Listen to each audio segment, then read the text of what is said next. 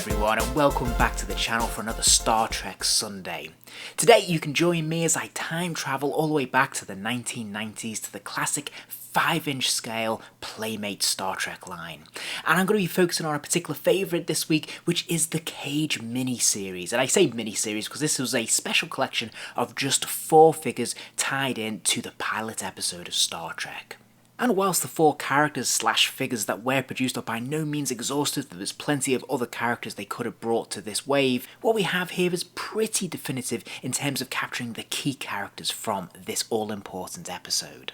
So without further ado, let's take a look at the packaging. Now, all 4 figures share the exact same packaging for this wave. It's a little bit different from the main line. As you can see, it does have the Star Trek logo at the top there, sort of beaming into space, which looks pretty cool. Of course, it is bubble packaging, so we see the figure up front and centre there with all the various accessories. And through the use of circles and stickers, Playmates are definitely doing their absolute best to appeal to the adult collector by advertising the fact that this is a special anniversary collection, that this is tying into what was then a 30-year-old episode. And if we flip the packaging, we can see the other figures that are available in this rather expansive line. We have figures from The Next Generation, Deep Space Nine, and Star Trek The Classic Series, as well as one from Voyager, which is odd. But as you can see, a very broad line indeed, with many subways, and these are just the latest releases in each of those ways. Then towards the bottom of the packaging, we actually have a black and white photo of the figure, which is unusual, listing all those various accessories, and a little bit of bio underneath that. So this is still quite fun, this is quite displayable, it's definitely very toyetic, it's very childlike in its approach, but I love it. I think this is great. I always love seeing what other figures are available to buy. So let's start off by taking a look at the figure that I was most excited about getting my hands on, and that is of course Captain Pike, as played by Jeffrey Hunter. Now, I've got to be honest, I was a little bit disappointed with the likeness here, because generally speaking, Playmates actually tend to be pretty good at their likenesses. Yes, they'd be very soft, especially at the 5-inch scale, but they were pretty approximate. Here, I feel like this really misses the mark. This doesn't really look almost anything like Jeffrey Hunter at all. The face shape is long, it's far too elongated, and the hair's too dark, and the eyes are too big, and I don't know, just nothing about this really says this is Jeffrey Hunter to me at all. If I didn't know it was meant to be Pike, I wouldn't know who this was meant to be. So a little bit of a fail there. I think Playmates definitely dropped the ball with this one. I might be wrong, but I feel like the basic body mould has just been recycled from other classic Star Trek figures in this line. And as such, the plastic they use tends to be very shiny. It definitely catches the light, and it lends it a very toyetic quality. I actually don't mind this. As I said, I grew up playing with these figures, so for me, I'm happy with this. I'm actually just super pleased they didn't try and pre-pose or force particular poses on this figure by sculpting in weird stances or anything like that. This is just a pretty standard, straightforward sculpt, and I think this works pretty well. Now, I will point out here that each figure does come with a Star Trek stand. It is the same stand for all 4 of the figures in this wave, and it's just as well in the case of Pike, because I've got to be honest, my Pike really struggles to stand on his own. He has a tendency to want to fall over, so he really needs this stand. Now, the Pike figure, as well as the Spock, has pretty basic articulation scheme. It has a simple swivel at the top of the neck, it has another swivel at the top of the shoulder there, there's another swivel, this time at the bicep, which is pretty cool for the time, I have to say. And then finally we have this single joint at the elbow as well, which is great. Then we have a swivel at the waist, allowing the figure to move from side to side. And we have this really unfortunate diagonal cut swivel at the top of the thigh, which kicks legs out at this weird angle, which isn't so good. And then there's another single joint at the knee. I have to say though, Pike's accessories are really fun and quite different. He comes with a spear, a shield, his communicator, and his phaser. And his phaser is of course based on the one that we see in the pilot, because this is very different to what would come later on in terms of that standard phaser that we all know and love. And I actually always have a soft spot for the phaser in the Cage. I actually quite like this design. It looks more like a pistol, which is pretty cool. So this is quite cool. Obviously the drawing here on his accessories, as you see in the pilot, when he's in that dream sequence, when he's recalling his visit to Rigel, is it? Anyway, Rigel 7 I think it is.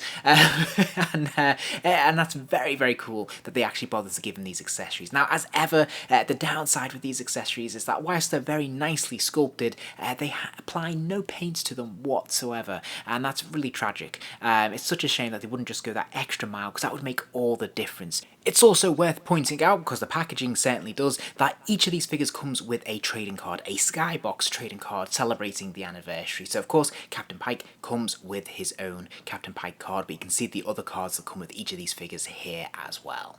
Of the accessories Pike is given, though, I have to say my favourite is the spear and the shield. I think these work really well. He has no problems gripping that spear. It looks pretty cool. Likewise, the shield there, it works very, very well. He grips them both tightly. They're nice and snug, and they look great, I actually say. And this is also very different to what we see from the other Star Trek figures in the collection, so it's really nice to shake this up and have a very different look for our Star Trek characters. So I think this looks great. I think this is a really cool set of accessories. The phaser sadly doesn't work so well. I cannot really get this to really properly fit into his grip. It just feels a bit loose and it looks a bit weird.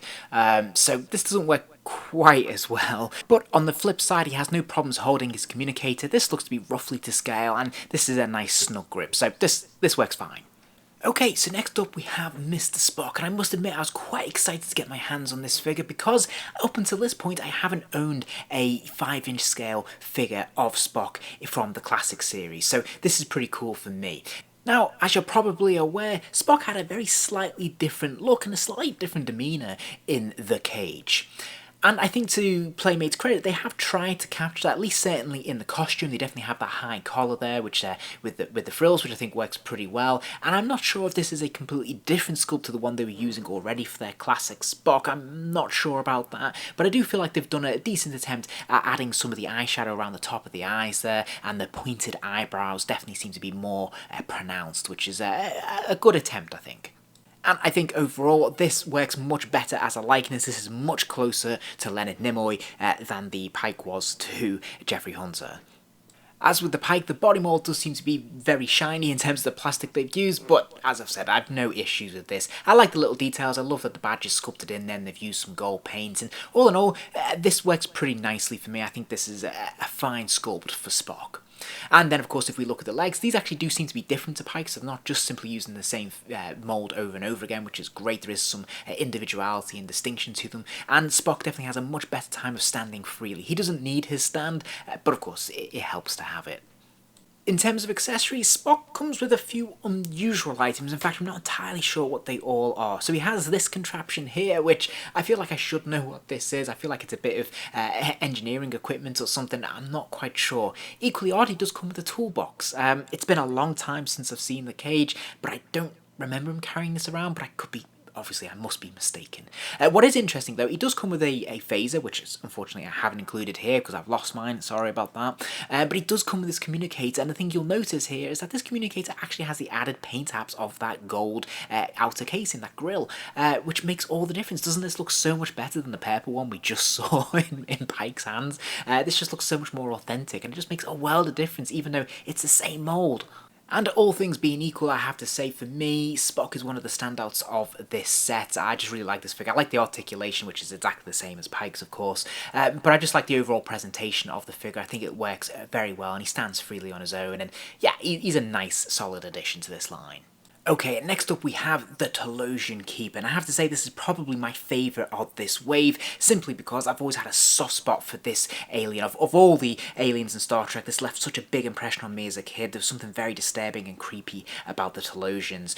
Now, there were 3 of them in The Cage, but they only sculpted the one here. To the best of my knowledge, they didn't produce the other 2. But I think they've done a really good job. This is generic enough to be any of them, and I think they've done a really nice job with this sculpting overall. This definitely captures that alien very, very well. And there's some very nice use of extra paint here as well to really bring out those veins in the head and the lines, which give it that extra creepy vibe, and the shadowing and shading around the eyes in particular. So there's actually quite a lot going on here, and yeah, this is very effective.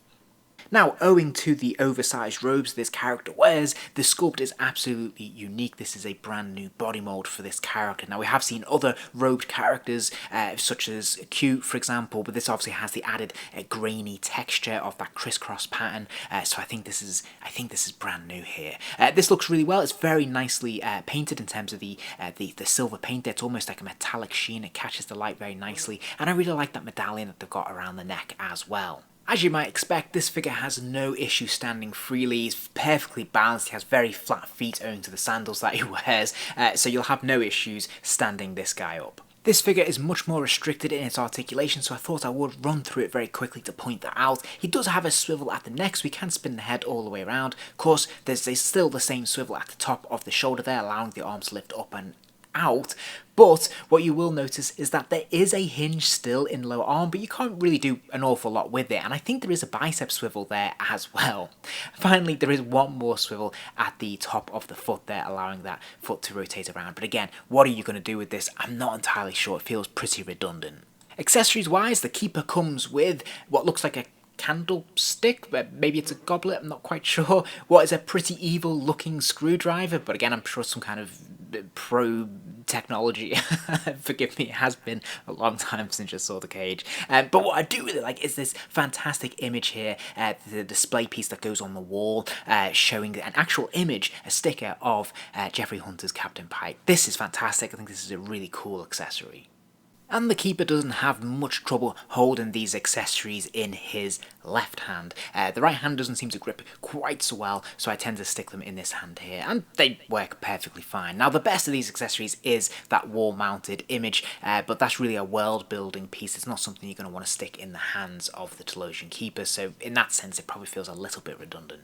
And then last but by no means least, we have Veena as the Orion slave girl, or as the packaging will tell us, as the animal woman, which is unusual. Now, the first thing to note about this figure is that this is a much more stylized figure. This is more statuesque. This is definitely sculpted into a particular pose, so you can only really do one position with it, a couple of variations on that, and to some extent that is probably more appropriate. That we do tend to get this one stock pose whenever there are figures made of Veena for whatever reason. So in terms of the likeness then, I think this is a pretty decent likeness. I think the colorization of this figure is a little bit off though. The hair is obviously brown, it should be a black here. The green of the skin tone just seems to be a little bit too pale on the action figure, a little bit too lighter shade of green, so almost like a grey there, and it should be a much more vivid green, I think. But as a sculpt, I think this works pretty well. I do really like the gold metallic paint that's on the tunic. I think that's very striking and looks really good, and the overall shape and sculpt of this figure as a whole looks pretty good actually. You know, for its time, it's obviously, you know, quite simplistic, but it is definitely a different level, a very different approach to what we see in some of the other figures like we saw with Pike or Spock. This is a lot less action orientated and much more about style and how it looks, but much more about presentation. As a result though, you will notice that there is quite limited articulation even for this 5-inch line. So there is supposedly a swivel at the top of the neck, but really they're not going to get an awful lot out of that because of the hair. There is another swivel at the shoulder, so the arms will lift up and down at least, but that's all you're getting there. And then one final swivel at the hips, allowing the legs to kick forwards and backwards. So essentially 5 points of articulation. Now, she does also come with some accessories which probably aren't strictly necessary, but they are nice to have. Again, sadly, they are lacking the paint taps. We do have this torch, and we have what looks like a water feature from the palace. So these are nice world-building elements, but without the paints, they don't add up to an awful lot. And so there you have it. All in all, a pretty eclectic mix of approaches and styles in this small wave of 4 figures. You have the more action-orientated figures such as Spock and Pike, which have the increased articulation, and then you have the much more posed approach, the more statuesque approach, as they've taken with Veena there, and they're both successful in different ways, and they both miss in equally different ways as well. Clearly, figures like Veena are much more aimed towards the adult collector, whilst the Spock and the Pike are much more aimed towards the child who's playing with the toys, I think that's probably a fair way to sum it up. But all in all, a pretty nice collection. As ever with Playmates, there's definitely highs and lows, but they have a charm all of their own, and the one thing you can't fault them for is for actually pushing the boat out and doing different things and having a pretty broad appeal in the process. So I think they've done a nice job with these. For the time, they're fun, and they're certainly nice additions if you collect them. If you enjoyed this video, please do give it a like, and remember to subscribe as there'll be plenty more videos soon.